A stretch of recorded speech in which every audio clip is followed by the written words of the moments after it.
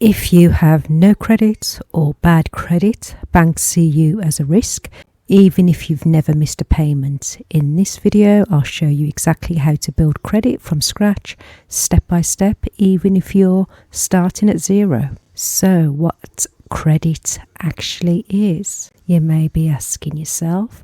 Well, your credit score is a number that tells, or lenders rather, how trustworthy you are with borrowed money. It affects whether you get approved for credit cards, loans, apartments, and even jobs. And it can save you cost thousands of dollars, thousands of pounds over time. Get your first credit account. So this is the easiest way to start. Basically, you put down a refundable deposit, usually £200, and that becomes your credit limit. So if you're a student, many banks approve you with little or no credit history. There's option 3, unauthorized user. You can be added to a trusted person's credit card. Their good history can help boost your score as long as they pay on time. Use credit the right way is what I'm trying to say. So here's where people tend to mess up. So the golden rule is use less than 30% of your credit limit. Pay every bill on time. Never carry balances you can't afford.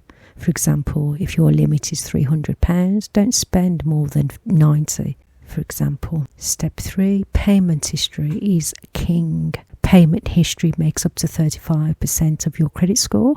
So one late payment can drop your score by 50 to 100 points. So a tip from me is set up an automatic payments for the minimum balance so you can never miss a due date. And then step 4 is build credit over time. Credit isn't built overnight, as you might notice. So most people see their first score within 3 to 6 months. Might be asking what helps. Keep accounts open. Avoid applying for too many cards and be patient. Is the number 1 rule.